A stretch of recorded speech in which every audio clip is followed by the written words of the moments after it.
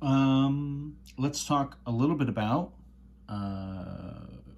graphing, how you would graph a decimal number on the number line. Um, Essentially, this is 5.1 still, by the way. Um, Kind of more or less what you're doing when you go to graph a decimal on the number line is you're sort of almost like pinching and zooming on the number line to get just like more and more detail. So like, for example, if this is our kind of standard number line to a certain extent, um, what you can sort of start to do, right? The idea is,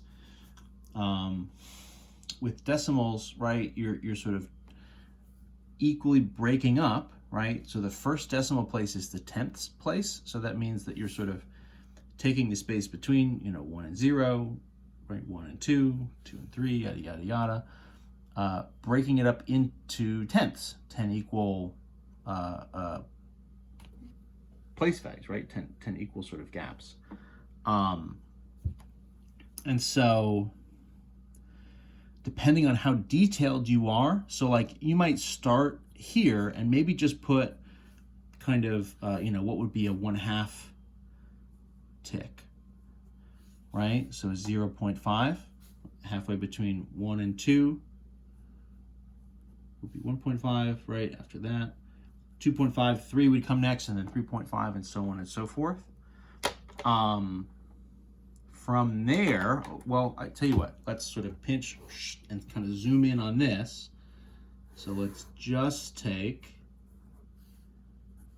right, 0 to 1.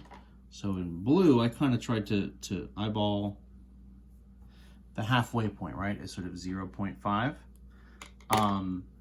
And from there, the idea is let's sort of take and mark all of the tenths on here. So that would sort of be 1, 2, 3, 4, 5, right? 6, 7, 8, 9, and in theory 10 would be kind of 1.0. So this is sort of 0.9, 0.8, 0.7, 0.6, 0.5 in blue, right? 0.4, 0.3, 0.2, 0.1, and 0, which of course if we were writing it as a decimal would be 0.0. So if we're sort of, if we're thinking of this as a ruler or something, and we're trying to make a more and a more precise measurement, we're kind of zooming in, from centimeters down to millimeters, right? We're sort of getting smaller and smaller units that we're doing. So depending on what our situation is, if we need to be more and more and more precise, right? We definitely want precision if we're sort of working with an engine, for example, if we are working with blueprints or sort of machining stuff, all that stuff, any of the work you guys are going to do needs precision, working with eyeglasses and all of that stuff. So we're going to see some decimals because we got to be precise. If we just, if we think of this, okay, so this is kind of the scaling. In theory, what I could do from there is I could even take something like the space from 0 to 0.1 and expand it, and then I could go down, so that's tenths, and I could from there sort of zoom in again, and I could do hundredths kind of by 10. So 0.1 to 0.0. So what's this? Well, it's not 0.5 because 0.5 is further to the left.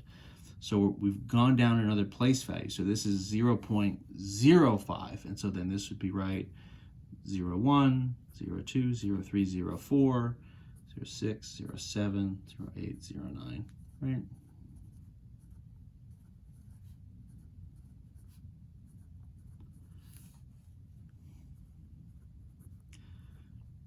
So what's happening, if I'm just sort of given a random decimal to sort of graph on a number line, you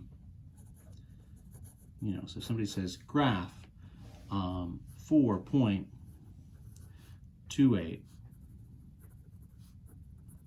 on a number line, you know, what I would need to do there is kind of say, okay, so 4.28, so obviously that's between, you know, in a big picture sense, that's between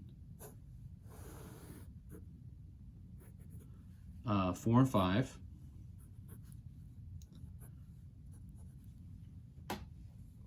Right, if I kind of get some other values here, so then I could split that halfway, would be like a 4.5, 0.28, so from there maybe we go right 0.4, you know, 0.3, 0.2, 0.1.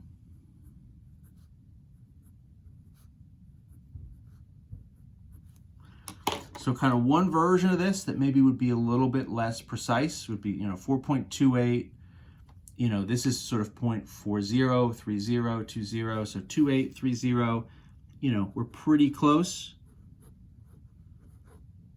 Kind of the eyeballed version maybe would look something kind of like that, scaled between the 4 and the 5.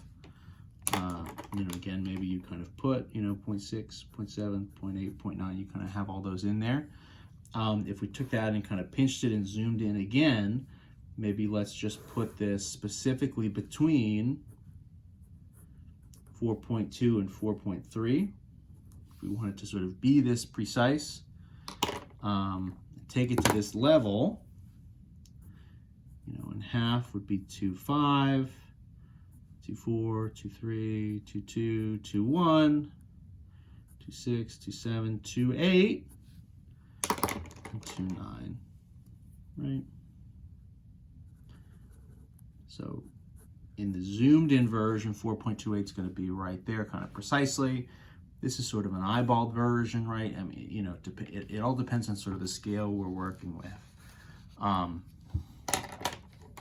precise we need to be. You know, a very zoomed out version, if I was just going anywhere from 0 to 5, right? Sort of 4, 3, 2, 1. You know, then I'm saying, okay, so 4.28. So, you know, 4.5 is there. Halfway from that, right, if I cut that in half, would be 4.25. So my 4.28 is pretty close to there. Right? But again, it's all really a matter of scale.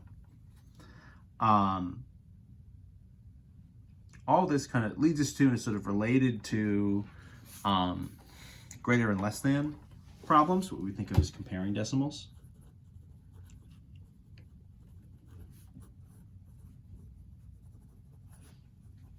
So obviously positive and negative rules still apply. And again, it's all about place value. And so in general, right, comparing numbers, you're just going to go, you know, left to right. And as soon as you get numbers that are different, whichever digit is the bigger digit is going to be your sort of bigger number. Matching place values, of course, right?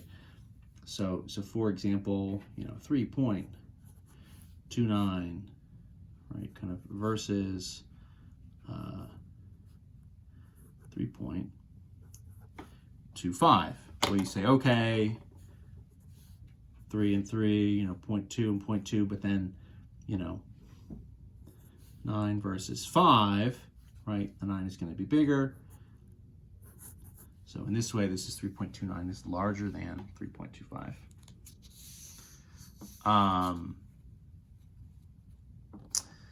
If we start to do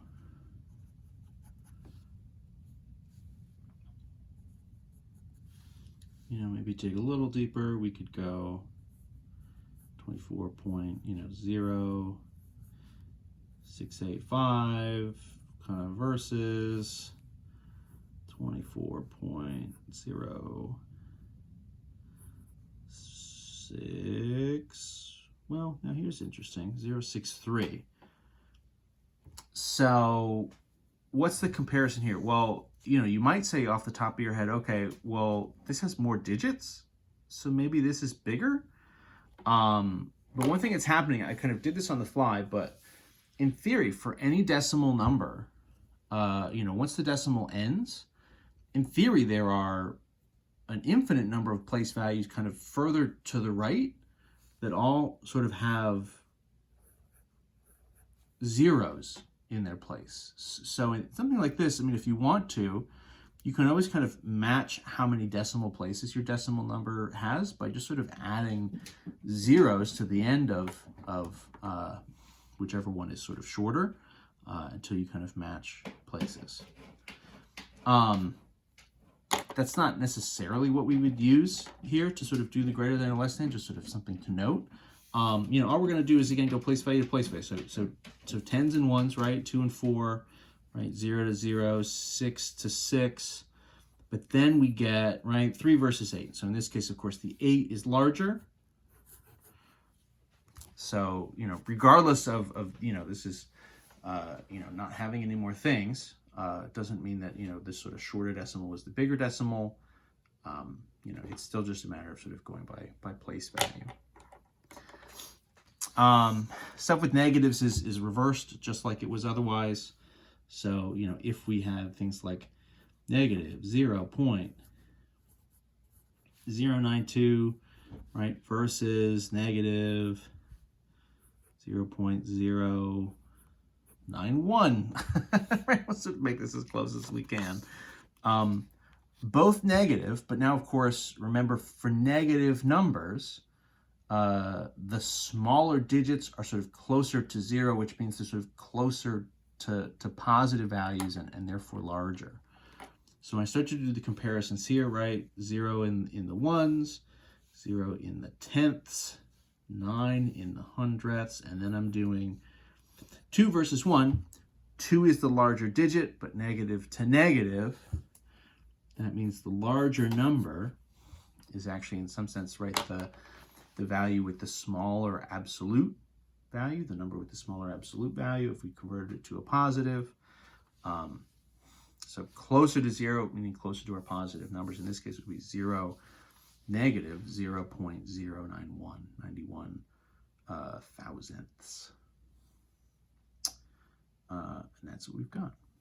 We're going to do one last video for section 5.1 about rounding decimals. So that'll be next.